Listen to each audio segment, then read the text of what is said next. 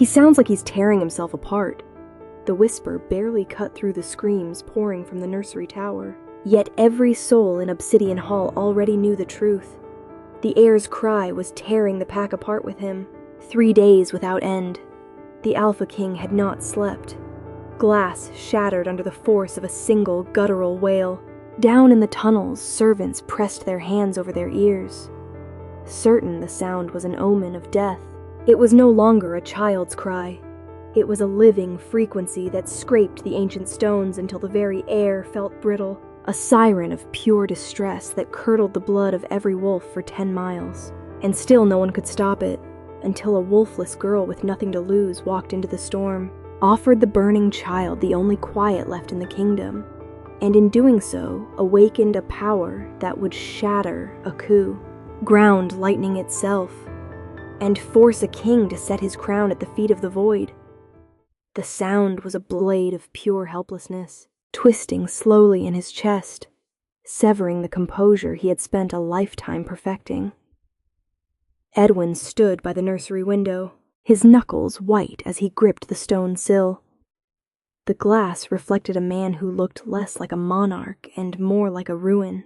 His dark hair was matted with sweat, his shirt unbuttoned to reveal a chest that heaved with suppressed rage and terrifying helplessness. He was the strongest alpha in 3 centuries. A warbringer, a territory claimer. He could crush a boulder with his jaw. He could command an army with a growl. But he could not make his son stop crying. My liege. Cordelia Frostwell's voice was like crushed velvet, smooth but stifling. The high healer stood near the crib, her hands glowing with a soft azure light. Sweat beaded on her forehead. The child's aura is chaotic. It repels the calming spells. It is as if his wolf is fighting his human form. He is 3 weeks old. Cordelia, Edwin snarled, not turning around. He does not have a wolf yet. He is a baby. He is your son, Cordelia countered, her tone bordering on insolent, protected only by her high status. His power is immense. It is leaking out, hurting him. We need to sedate him again. No more sedatives! Edwin roared, spinning around. The sudden movement sent a wave of dominance rolling through the room, forcing the 2 nursemaids in the corner to drop to their knees, whimpering. Even Cordelia flinched, her magic flickering out. You drug him. He sleeps for an hour and he wakes up screaming louder. He is starving. Cordelia. He rejects the wet nurse. He rejects the bottle. He is fading. The baby, a tiny bundle wrapped in silks of royal purple, writhed in the crib. The infant's face was a mask of red blotchy misery. His mouth was open in a silent scream before the breath caught and the wail erupted again. A sound of pure, unadulterated suffering. Edwin walked to the crib, his movements predatory yet hesitant. He looked down at that last thing his mate, the late queen, had left him before the fever took her. The boy, Silas, named for a grandfather, but currently called nothing but the sorrow by the staff, looked fragile. Pick him up, Edwin commanded. Sire, his temperature is spiking, Cordelia warned. Handling him aggravates the sensory overload. The skin-to-skin contact with an alpha of your magnitude. It might be too much stimulation. Edwin slammed his fist against the wall, cracking the stone. Then find me someone with less magnitude. Find me someone he will not reject.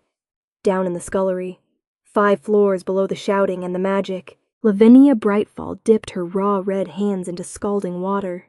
She scrubbed the grease from a copper pan, her movements rhythmic, mechanical. She was invisible in a world governed by scent, hierarchy, and the primal power of the wolf. Lavenia was a ghost. She was a wolfless, an omega born without the spirit of the beast.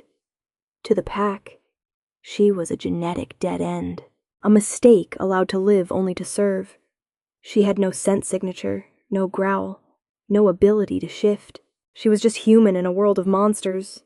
But she had ears, and for 3 days the crying had filtered down through the ventilation shafts, bypassing the heavy oak doors, winding its way to the kitchens, to the wolves. The cry was an annoyance, a threat to the hierarchy. To Lavenia, it sounded different. She didn't hear power leaking. She didn't hear a curse. She heard a stomach twisting in knots. She heard terror. She heard a baby who was being overwhelmed by the crushing weight of the magic surrounding him. "Stupid mutts," she whispered to the soapy water, scrubbing harder. "Stop throwing magic at a colic, talking to the pans again. Brightfall." Lavenia didn't flinch as Penelope Stormhill sashayed into the kitchen. Penelope was a beta, aiming to be an alpha's mate, perhaps even Edwin's if the heir died, and he needed a new broodmare. She was beautiful, sharp-edged, and cruel. Just working. "Lady Penelope," Lavenia said, keeping her eyes down. "Well, work faster. The high healer needs hot compresses, boiling, and fresh linen. The prince has vomited again." Penelope wrinkled her nose, though Lavenia knew she smelled of nothing but soap and water. "God, it's depressing down here. It smells like emptiness." Lavenia dried her hands on her rough apron. "I'll take them up." "You?" Penelope laughed, a harsh barking sound. "A wolfless in the royal wing. You'll be gutted by the guards before you reach the landing. The other maids are hiding in the pantry because the king's pheromones are making them submit involuntarily," Lavenia said flatly. "I don't feel pheromones. I can walk through it." Penelope paused. She looked at Lavenia with a mixture of disgust and calculation. It was true. The Alpha King's distress was broadcasting a dominant signal so strong it was paralyzing the lower-ranked wolves. Only a wolfless would be immune. "Fine," Penelope sneered. "Take the basket. If he kills you for entering, it saves me the trouble of firing you next week." Lavenia took the heavy basket of linens and steaming water. She didn't hurry. She moved with the quiet, practiced stillness of someone who has spent 24 years trying not to be seen. As she climbed the spiral stairs of the servants' passage, the air grew heavy. It felt thick, electrified, buzzing with the static of angry wolves. But to Lavenia, it just felt like a headache. She pushed the heavy oak door to the nursery corridor open. The screaming was deafening here. It wasn't just a cry, it was a plea. Lavenia walked past 2 guards who were leaning against the wall, clutching their heads, their eyes squeezed shut against the king's projecting rage. They didn't even stop her. They couldn't. She reached the nursery door. It was ajar. Inside, the room was a storm of blue light and shouting. Cordelia was chanting. Edwin was pacing. A caged tiger. The baby was alone in the crib, isolated in a bubble of protective spells that rippled like oil on water. Lavenia stepped inside. She didn't announce herself. She didn't bow. She just walked toward the crib. Edwin stopped pacing. He turned, his eyes flashing gold, his lips pulled back to reveal elongated canines. He let out a low, warning growl that vibrated in Lavenia's sternum. "Who?" he rumbled, his voice layered with the beast. "Are you?" Lavenia didn't look at him. She looked at the baby. "I'm the laundry maid," she said, her voice shockingly normal in the room of magical reverberations. "And you're all making it worse." The silence that followed her statement was more profound than the screaming. Even the baby seemed to hitch a breath, startled by the sudden drop in the room's magical pressure as Cordelia stopped her chanting in sheer shock. "Excuse me?" Cordelia's voice went up an octave. "You dare get out?" Edwin said. It wasn't a shout. It was a death sentence. He stepped toward Lavenia, his shadow falling over her like a collapsing tower. "Get out before I tear your throat out!" Lavenia's heart hammered against her ribs like a trapped bird, but her feet remained rooted. This was the suicidal bravery of the exhausted. "He's cold," she said, gesturing to the child. "He is burning up," Cordelia snapped, stepping forward, her silk robes rustling. "His temperature is lethal. He's cold," Lavenia repeated, finally lifting her eyes to meet the Alpha King's gaze. Edwin froze. He expected submission. He expected the girl to drop to her neck, baring her throat, whining for mercy. But Lavenia stood there in her stained gray dress and rough apron, looking at him with brown eyes that held no wolf, no challenge, but no surrender. "You have no scent," Edwin realized, sniffing the air. "You are wolfless." "Yes," Lavenia said, "which means I'm the only person in this room not shouting psychically at your son." The baby screamed again, a high-pitched shriek of misery. He kicked his legs, knocking the silk blanket away.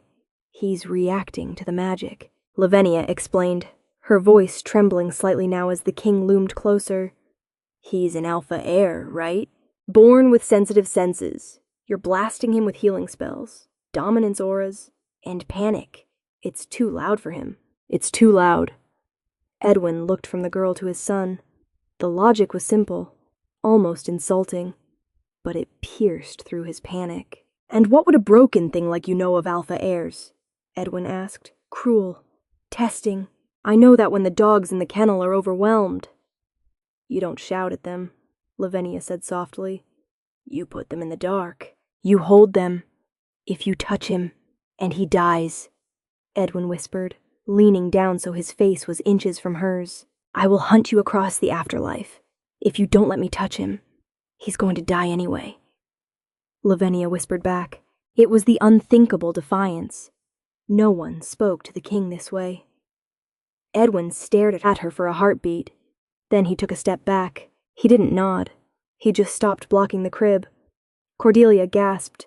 "Sire, she is unclean." "She is silence." Edwin roared without looking at the healer. Lavenia moved. She didn't hesitate. She reached into the crib. The magical barrier Cordelia had erected sizzled against her skin, stinging. But Lavenia pushed her hands through it. She was wolfless. Magic had a hard time gripping her. She broke the seal. She scooped the baby up. He was hot. Agonizingly hot. But his skin was clammy. He was stiff, his back arched in pain. Lavenia didn't cradle him in the traditional way. She sat down on the expensive velvet nursing chair, unbuttoned the top of her rough woolen dress to expose the skin of her collarbone, and placed the baby against her. Skin to skin. "What are you doing?" Cordelia hissed. "Shh," Lavenia commanded.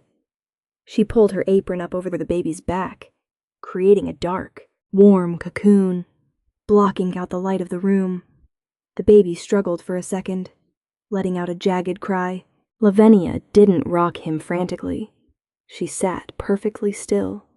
She took a deep breath, filling her lungs, and exhaled slowly, forcing her own heart rate to slow down. She was a void. She had no wolf spirit clamoring for attention. She had no magic humming in her veins. She was cool. Quiet silence. She began to hum. Not a pack song. Not the guttural, rhythmic chanting of the wolves. She hummed a melody her human mother had taught her before she passed. A simple folk tune about a river that flowed nowhere. The room held its breath. Edwin watched. His body coiled tight as a spring. He watched the dirty, gray-clad Omega holding the future of the kingdom against her chest. He watched the way her hand, rough and red from scrubbing floors, encompassed the back of the prince's head. Shielding his ear from the noise of the castle, the screaming stopped.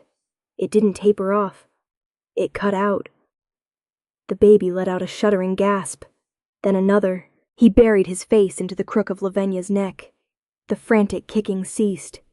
His tiny fists, which had been clenched for days, slowly uncurled, gripping the fabric of her dress. "Impossible," Cordelia whispered. Lavenia kept humming, a low vibration in her throat.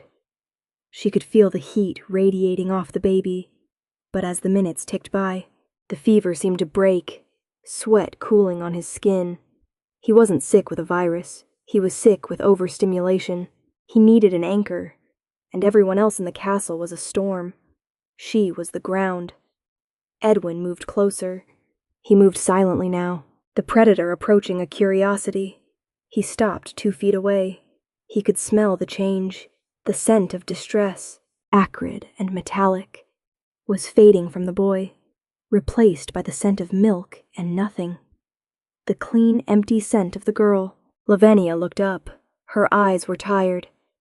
"He's asleep." Edwin looked at his son. For the first time in 3 weeks, Silas looked peaceful. His breath was deep and rhythmic. "You," Edwin said, his voice unrecognizable. It was hoarse, stripped of the growl. "Lavenia," she supplied. Seeing as he likely didn't know her name. "Lavenia." He tested the word. "Don't move. I have floors to scrub." "Sire." "Not anymore," Edwin said. He looked at Cordelia. "Leave us." "Sire, I must monitor." "Get out." Cordelia flushed crimson, gathered her robes, and fled the room.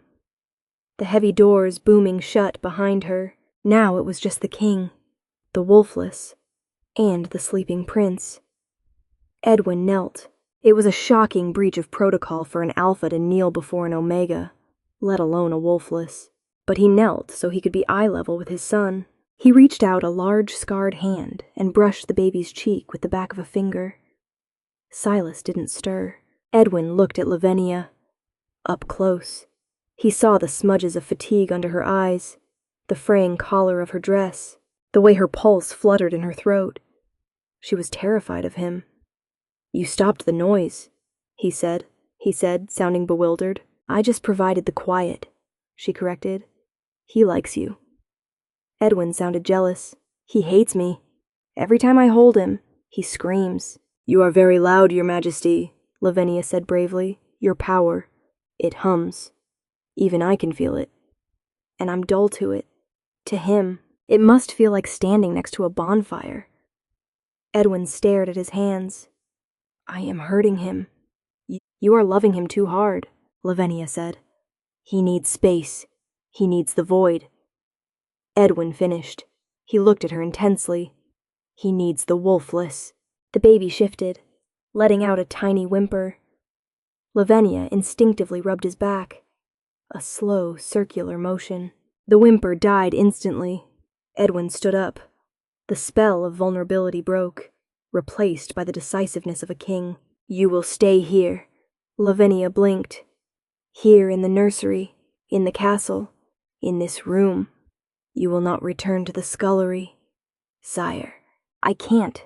The staff, Lady Penelope. I have duties. Your duty is him." Edwin pointed to the sleeping child. "You are the royal pacifier now, or the royal pillow.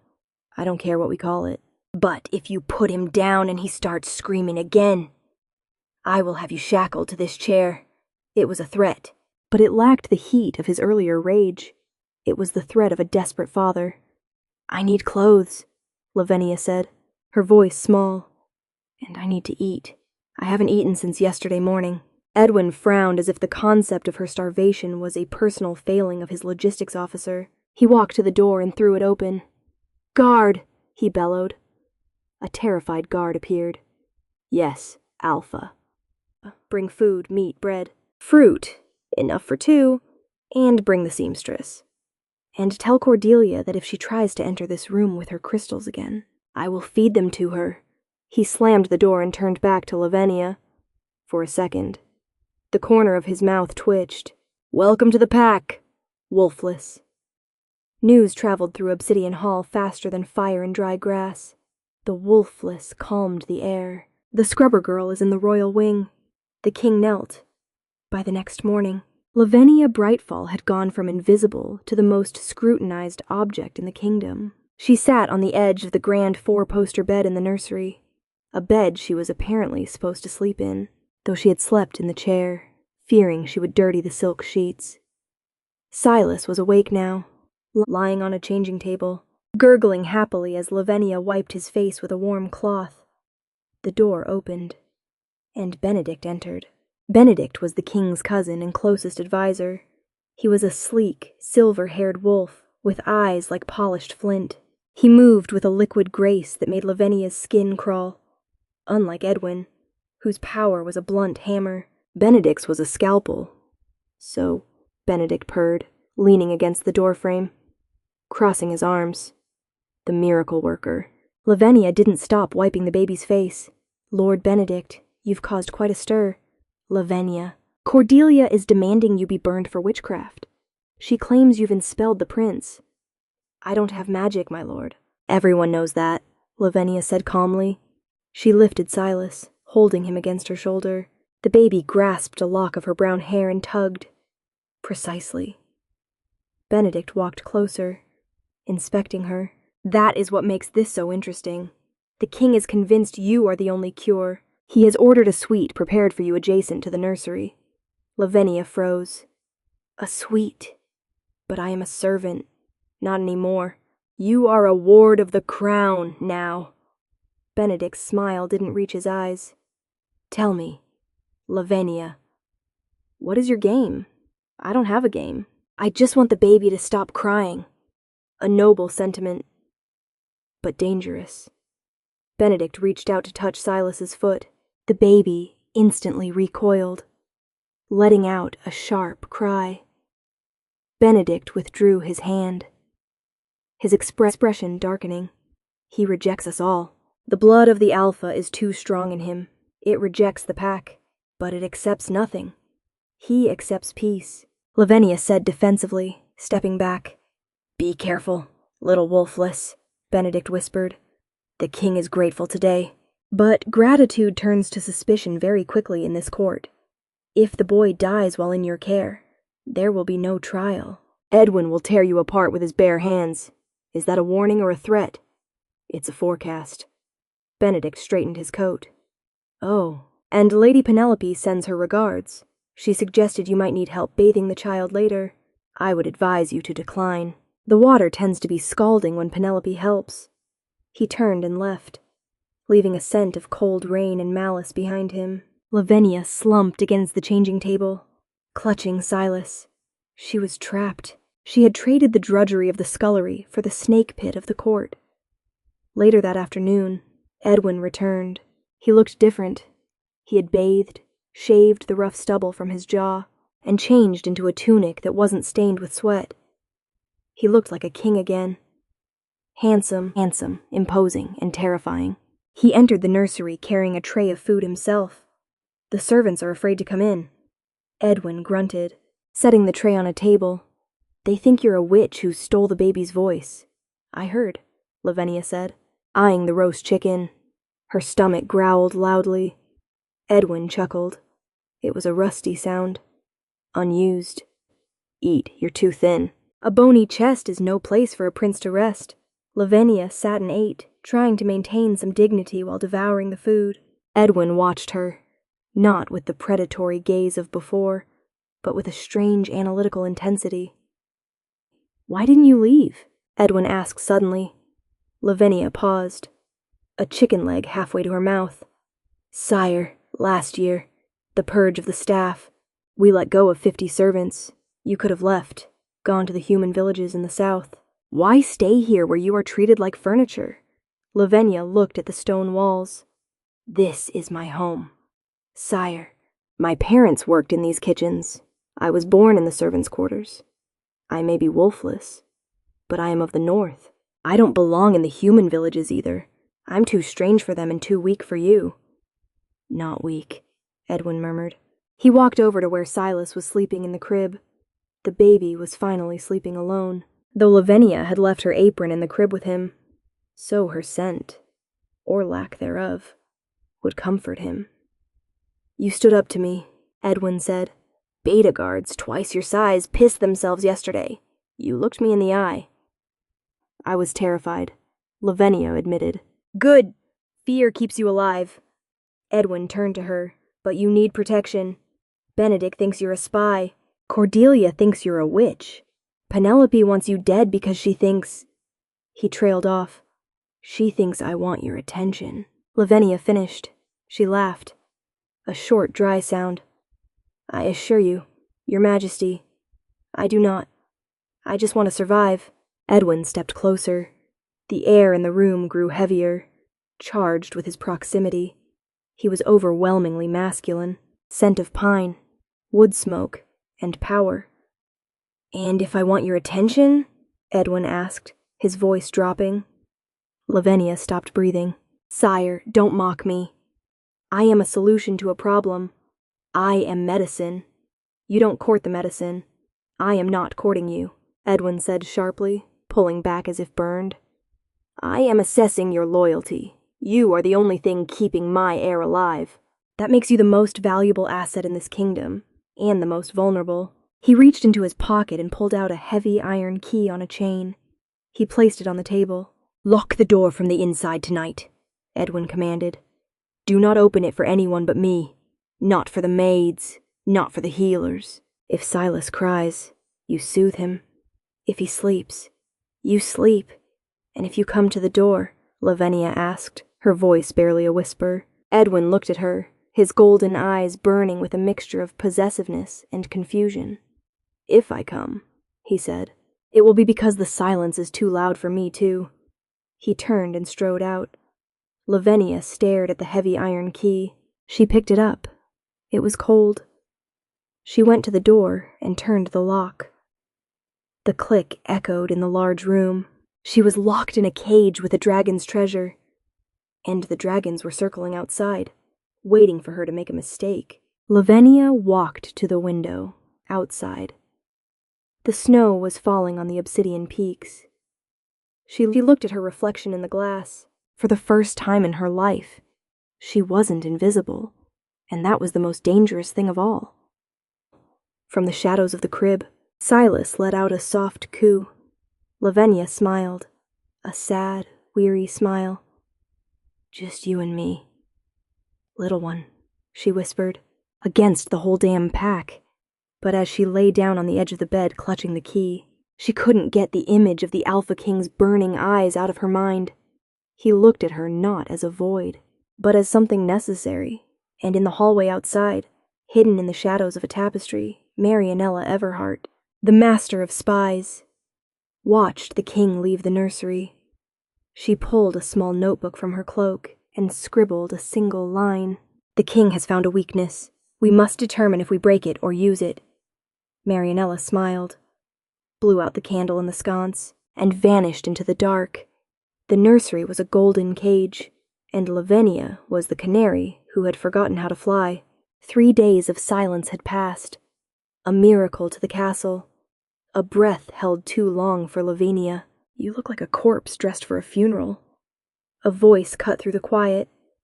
Penelope Stormhill stood in the doorway, holding a steaming copper basin, her smile sharp enough to draw blood. I am here to help you wash the filth off our future king. Lavenia stepped between Penelope and the crib. He is clean. I bathed him this morning, with a rag and cold water. Penelope sneered, setting the basin down with a heavy clang. The copper sides were turning a dull, angry red. It smelled of wolfbane and scalded metal. Bring him. He needs heat to strengthen his bones. No, Lavenia said, it's boiling. Penelope's eyes flashed muddy amber.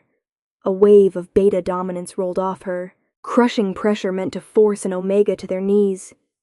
Lavenia grabbed the crib rail, sweating but standing. You exist to take orders, Penelope snarled, raising a hand to strike. Bring me the pup, or I will drag you to the kennels. The main door exploded inward. Edwin Primeworth stood in the ruin, stripped to the waist, his eyes black. Get away from him. Penelope scrambled back, knocking the basin over. The water hissed as it ate into the stone floor. Edwin stared at the sizzling puddle, the realization hitting him like a physical blow. You brought boiling water, he whispered, to a baby. Sire, it was herbal. She lies. Edwin moved in a blur, lifting Penelope by her throat. If I ever catch your scent in this hallway again, I will send you to hunt with the rogues. Get out. He dropped her, and she fled, sobbing. Edwin turned to Lavenia, his eyes fading back to Hazel.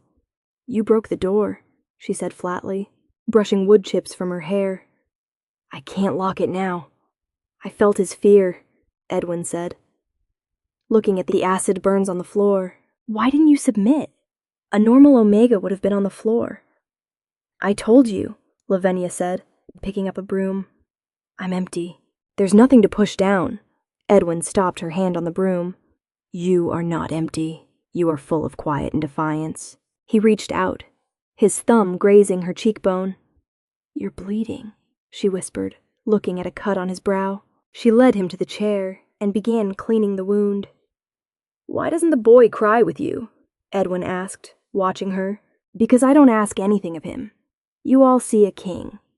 I see a baby who misses his mother." Edwin flinched. He never knew her. He knows the empty space. And you drown him in your grief. Edwin closed his eyes, leaning his forehead against her stomach for a fleeting taboo second. "I don't know how to stop." You don't have to stop grieving. Just stop screaming it," Silas cooed, breaking the spell. Edwin stood abruptly, the mask of the king returning. "The carpenter will fix the door." "Thank you." "Lavenia." He left. But the spot where his head had rested burned against her skin. The summons arrived on a silver platter. "The council demands the presentation of the prince at the Blood Moon banquet." "You aren't going," Lavenia told Edwin. 100 wolves howling. "The noise will send him into a seizure." "That is why you are coming," Edwin replied, buttoning his ceremonial armor. "If he is with you, he is calm. If they see a calm heir, the throne is safe. If not, Benedict will claim I am hiding a defective child." The great hall was a cavernous beast, smelling of roast boar and 300 predators. When Lavenia walked in beside the king, holding the prince, the silence was deafening. The scrubber in royal blue, the whispers were sharp and judging. "My lords," Edwin boomed from the dais, "I present your future king, Silas Primeworth, Lord Blackwood." An elder alpha with a scarred face stood up. "He hides in the skirts of a human. Does the boy have a voice? A king must roar. Make him cry out." Lavenia stiffened. They wanted to provoke the scream. "He is sleeping, Lord Blackwood," Lavenia said clearly. The hall gasped. A servant speaking to a high lord. "I did not speak to the furniture." Blackwood growled. Lavenia stood, placing a hand on Edwin's arm to stop his rising fury. She looked down at the lord. "He is not a performance. If you need a baby to scream to prove your strength, perhaps your pack is weaker than you think." Blackwood lunged, but Silas woke up. He didn't cry. He looked at the angry man and let out a bubbling laugh. Reaching for Blackwood's shiny metal, the tension snapped. "He has the Primeworth eyes," Blackwood muttered, sitting down. "That was foolish," Edwin whispered to her as the feast resumed. "And magnificent." Later, Marianella Everhart, the spy master, slipped out of the shadows to refill Lavenia's wine. "Don't drink." She barely breathed. Cordelia was in the cellars. She wasn't looking for a vintage. Lavenia looked across the room. Cordelia was watching them, eyes fixed on Silas. Lavenia poured her wine out and nudged Edwin. He understood immediately. "We are leaving," Edwin announced, scooping Lavenia and Silas up and marching out before the toasts began. Back in the safety of the nursery, Edwin punched the wall. "Poison. She is the high healer. She thinks she's saving the pack from a weak alpha," Lavenia said quietly. "You are not a witch," Edwin said, grabbing her face. The adrenaline of the night crashed into something raw. He kissed her, a collision of fear and possession. Lavenia gasped, then pushed him back. "No." Edwin stared, pupils blown wide. "Why?" "You feel the connection. I am your servant. If we do this, I become just another in the court." "I won't be that. You are right," Edwin said hoarsely. Respect warred with desire. "I apologize, but I will always stand next to you. Lavenia, whether you want me to or not, the attack didn't come from poison. It came from the sky." 3 nights later, a supernatural storm descended. Lightning tore the sky open, not with weather, but with a summoning. Lavenia awoke to Silas screaming. She rushed to the crib, but a barrier of static electricity threw her back. Silas was levitating, back arched, eyes rolled back.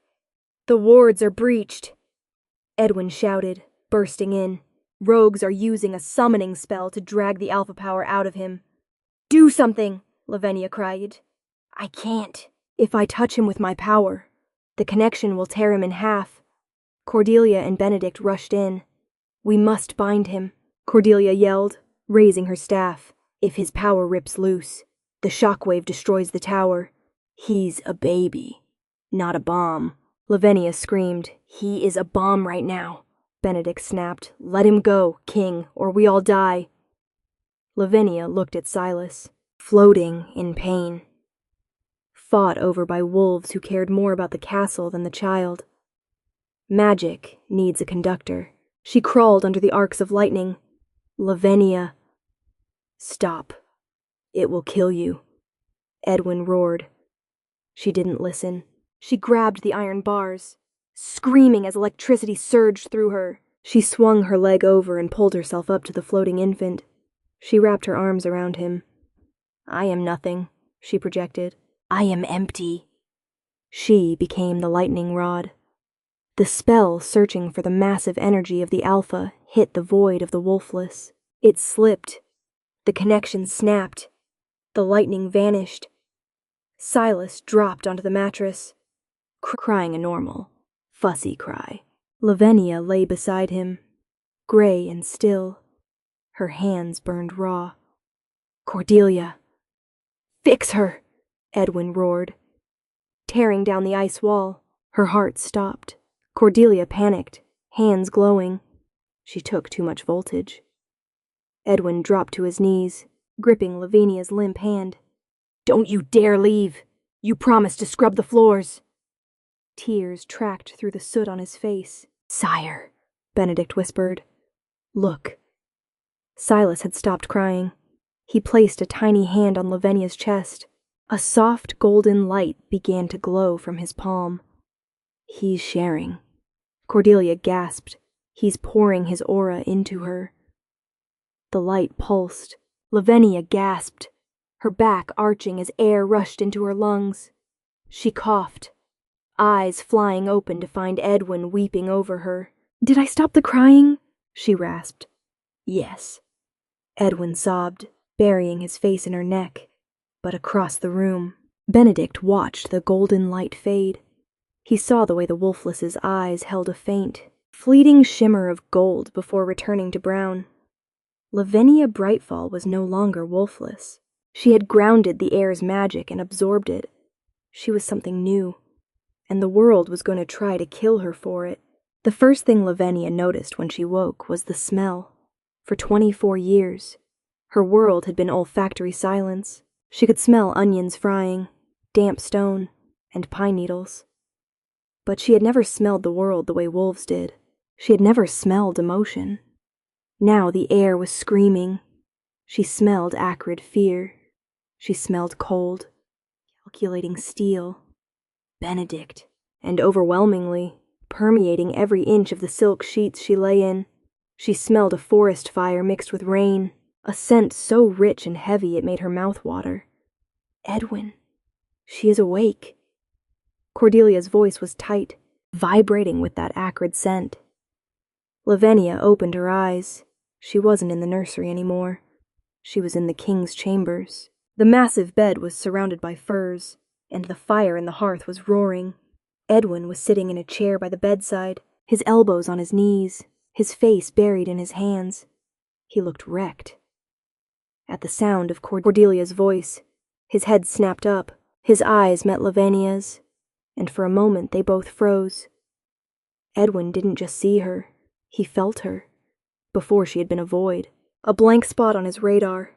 Now she was a beacon. She pulsed with a soft golden rhythm that harmonized perfectly with his own alpha frequency. "You smell?"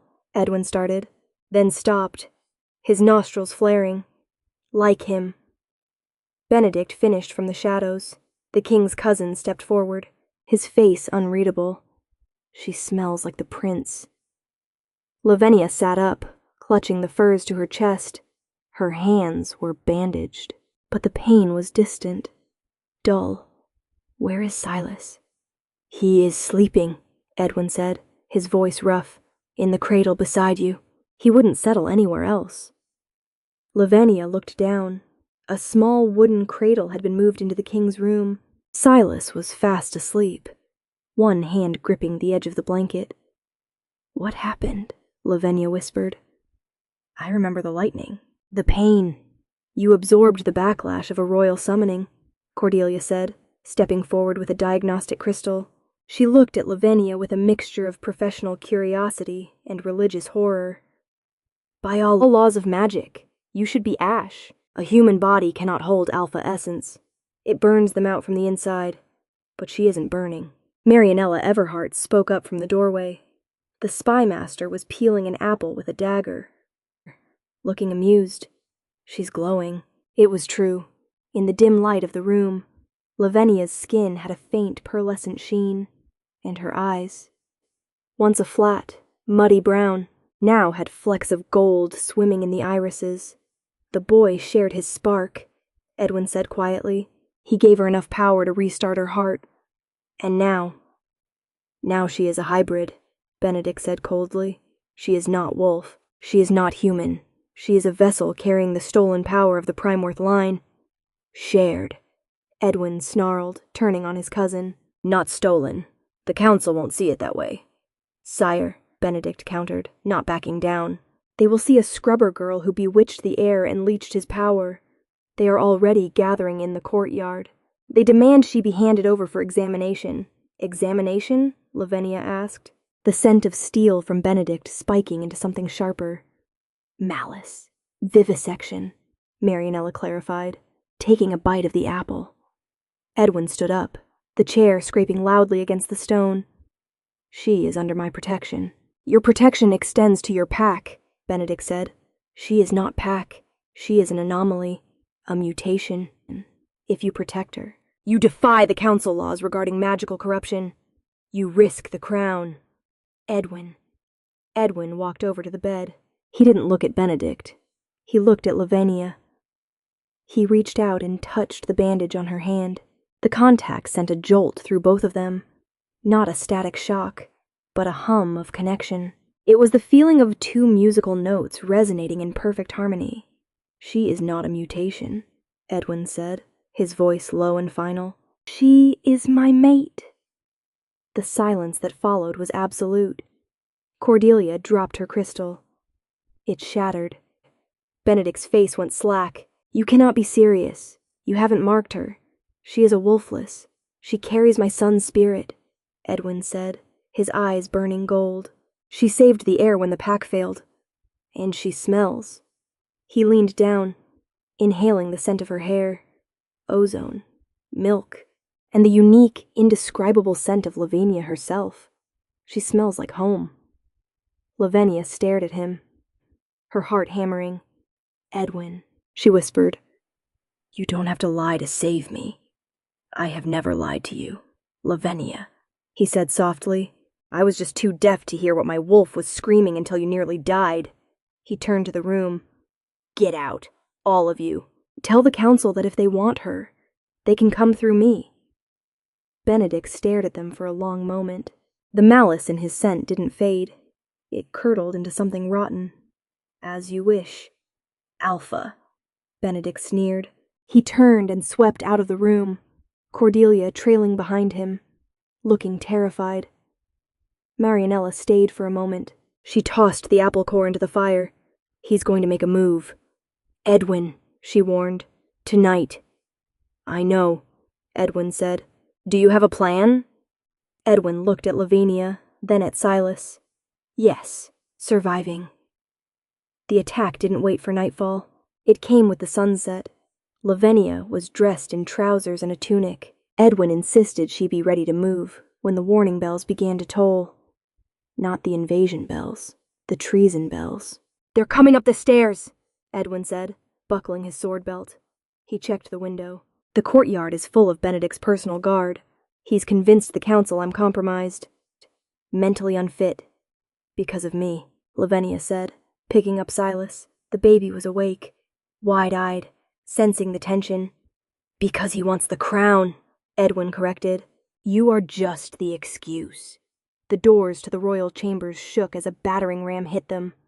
Boom! We can't hold the room, Edwin said. There's the passage behind the tapestry. It leads to the catacombs. Marianella is waiting there with horses. We're running, Lavenia asked. You're the king. I'm a father first. Edwin grabbed her hand. Come. They ran to the heavy tapestry depicting the first hunt and pushed it aside. A narrow stone door stood open, but before they could step through, a shadow detached itself from the darkness of the passage. It wasn't Marianella. It was Cordelia, and she was holding a crossbow. I'm sorry, sire. The healer wept, her hands shaking. Benedict said. He said the corruption would spread, that she would turn the prince into a monster. Cordelia. Put it down, Edwin said, stepping in front of Lavenia. I can't. Cordelia sobbed. He has my sister. He said if I don't stop the witch, he'll kill her. I am not a witch. Cordelia, Lavenia said, stepping out from behind Edwin. Look at me. Don't look at her eyes. Cordelia squeezed them shut. He said you have the evil eye. Cordelia. Lavenia's voice changed. It wasn't the submissive whisper of a servant. It carried the resonance of the power she had absorbed. It thrummed with command. Look at the air! Cordelia's eyes flew open against her will. She looked at Silas in Lavenia's arms. The baby reached out to the healer and cooed. A tiny bubble of golden light floated from his hand, drifting across the room. It touched the tip of the crossbow bolt and popped. The tension in the string snapped. The bow broke in Cordelia's hands. Cordelia stared at the broken weapon. She fell to her knees, sobbing. He's pure. The magic isn't tainted. Move. Cordelia, Edwin commanded. She scrambled aside. Go the tunnels. Benedict knows about the secret passage. He's waiting at the exit. You have to go up. Up. Edwin looked at the ceiling to the rookery. The wyverns, Cordelia whispered. The ancient riding beasts, they haven't been ridden in a century, but it's the only way. The doors behind them splintered. Wood flew. Men shouted. Up, Edwin decided. They sprinted, not down into the dark, but up the winding stairs to the highest tower. The wind howled as they climbed. The stone slick with ice. Lavenia's lungs burned, the extra weight of the baby heavy in her arms. But the golden energy in her veins surged, giving her stamina she shouldn't have possessed. They burst onto the rookery landing. It was an open platform, wind-whipped and desolate, and there, waiting for them, was not a wyvern. It was Benedict. He stood near the edge, surrounded by 5 of his elite guards. He wasn't holding a sword. He was holding a jagged black crystal, a siphon stone. I told you I knew the passages, cousin, Benedict shouted over the wind. I knew you'd run. You always were sentimental. Benedict! Edwin drew his sword, the steel singing. End this. Let them go. This is between us. It ends when the abomination is dead and the heir is in my custody. Benedict raised the stone. That girl is a battery. Edwin. And I'm going to drain her dry. He thrust the stone forward. A beam of necrotic black energy shot out. Aimed straight at Lavenia, Edwin lunged to intercept it. But the guards were on him instantly, tackling the Alpha King. He roared, throwing them off like ragdolls. But he was overwhelmed. The black beam hit Lavenia. She screamed.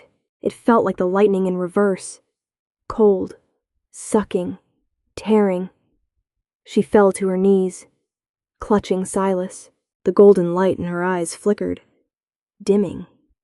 Yes. Benedict laughed, walking closer. Give it back. Give back the power you stole. You filth. Lavenia felt her strength fading. She felt the cold seizing her heart. Silas began to wail, a terrified, piercing cry, the cry. The sound cut through the pain. It was the sound that had started everything. The sound of a baby alone in the dark. Lavenia looked down at him. I am not empty anymore, she thought. I am his mother. She didn't fight the drain. She reversed the polarity, just as she had grounded the lightning. She reached into the connection she shared with Silas, but she didn't take from him. She amplified him. "Silas," she whispered. "Sing." She opened her mouth and let out a sound that wasn't a hum. It wasn't a scream. It was a howl. But she had no wolf, so the howl didn't come from a beast. It came from her soul, amplified by the Alpha Heir's limitless potential. It was a sonic boom of pure golden rejection. The black beam shattered. The siphon stone in Benedict's hand exploded into dust. Benedict was thrown backward by the shockwave, sliding toward the edge of the tower. His guards were knocked flat. Lavenia stood up. She was glowing. Not faintly, but brightly like a morning star. Her hair floated around her face in a halo of energy. Edwin, having thrown the last guard off the precipice, stared at her. "What are you?" Benedict gasped, clinging to the stonework at the edge of the drop. Lavenia walked toward him. She didn't look like a scrubber. She looked like a queen. "I am the quiet," she said, her voice echoing with power. "And you were too loud." She didn't touch him. She just let the baby wave his hand. A gust of wind, gentle but firm, caught Benedict. He lost his grip. He didn't scream as he fell. He just vanished into the mist below. Edwin walked to Lavenia's side. He looked at the empty space where his cousin had been, then at the woman holding his son. "I think," Edwin breathed, sheathing his sword, "that we don't need the wyverns." The sun rose over a changed kingdom. Benedict's coup had died with him. The sight of the golden lady on the tower glowing with the Alpha Heir's light had been seen by the army below. The soldiers had dropped their weapons. They knew a divine sign when they saw one. But the council was not so easily swayed by miracles. They were bureaucrats of tradition, and tradition stated that a king must have a wolfmate. The throne room was packed. The air was stale with the scent of old laws and nervous sweat. Lavenia stood in the center of the room, wearing a gown of white velvet that Marianella had found. She held Silas. Edwin sat on the throne, his hand bandaged, his expression made of granite. Lord Blackwood stepped forward. He looked tired. "The law is clear, Majesty," Blackwood said, tapping a heavy tome. "The queen must be of the blood. She must be able to shift. This woman, despite her heroics, is a genetic dead end. If you marry her, your line becomes diluted. The pack weakens." "Weakens?" Edwin stood up. He walked down the steps of the dais. He stopped in front of Blackwood. "My cousin, a pureblood alpha, tried to murder an infant. My healer, a pureblood wolf, acted out of fear. And this genetic dead end grounded a lightning bolt and defeated a traitor without drawing a blade." He turned to the room. "You speak of the wolf as if it is the only source of strength. You speak of the pack as if it is just claws and teeth." Edwin took Lavenia's hand. He raised it. "Look at her. She has no wolf. She has no beast. And because of that, she has no cruelty. She has no drive to dominate. She has only the drive to nurture, to protect." He looked at Lavenia, his eyes softening. "For 300 years, the Primeworth kings have married alpha females. And for 300 years, we have had war. We have had screaming heirs and bloody successions." Edwin took the crown from his own head. The heavy obsidian circlet looked dull compared to the light in Lavenia's eyes. "I am an alpha," Edwin said. "I have enough wolf for both of us. What my son needs, what I need is not more fire." He placed the crown on the cushion held by a page. "If the council will not accept her as queen, then the council can find a new king. I choose the quiet." Gasps rippled through the room. Abdication, it was unheard of. Lavenia squeezed his hand. "Edwin," she whispered, the people are safe," he said. "Marianella can run the kingdom. She's been doing it anyway." Lord Blackwood looked at the king, then at the wolfless woman. He looked at the baby who was pulling on Lavenia's ear, babbling happily. Blackwood sighed. It was a long, rattling sound. "If you abdicate," Blackwood grumbled, "who will lead the hunt? Who will sign the treaties? I will, Edwin said. And who will stop the heir from crying? Blackwood asked. She will, Edwin said. Blackwood looked at the other council members. They shifted uncomfortably. They knew they couldn't hold the throne against a king who was willing to walk away from it, and they were secretly terrified of the glowing woman. There is a precedent, Blackwood lied, closing the book. An obscure amendment from the Second Age. Is there? Edwin raised an eyebrow. Yes. Blackwood cleared his throat. It states that if a wolfless demonstrates the ability to throw a traitor off a tower using wind magic, she is considered an honorary wolf for administrative purposes. A ripple of relieved laughter went through the court. It was a face-saving lie, but it was enough. Blackwood bowed. Long live Queen Lavenia. The room hesitated for a second, and then, like a dam breaking, the courtiers bowed. Long live the Queen! Edwin didn't look at them. He pulled Lavenia into his arms. He kissed her. And this time, he didn't care about the audience. He didn't care about the scent of judgment. He only cared about the scent of ozone, milk, and peace. They say the North changed after that. Obsidian Hall, once a fortress of screams and shadows, became a place of light. The nursery windows were always open. Edwin remained the Alpha King, fierce and just, but he was no longer a king of solitude. He ruled with a partner who softened his edges, a queen who walked the halls without a sound, but whose presence filled every room. Silas grew up strong. He had his father's eyes and his mother's calm. He was the first alpha in history who didn't use his voice to crush, but to sing. And Lavenia. She never got a wolf. She never shifted under the full moon. But she was never wolfless again. She was the balance. She was the anchor. Years later, when the winter snows were deep, she would sit by the fire with Edwin, listening to the wind howl outside. Do you miss the silence? Edwin asked her once, gray touching his temples. Lavenia looked at their chaotic, loud, happy family. Silas teaching his younger sister how to throw a snowball on the rug. The dogs barking. The fire crackling. She smiled, leaning her head on the Alpha King's shoulder. No, she whispered. I like our song. Fate had tried to break them with a curse. The world had tried to break them with rules. But in the end, love was the only magic that couldn't be grounded.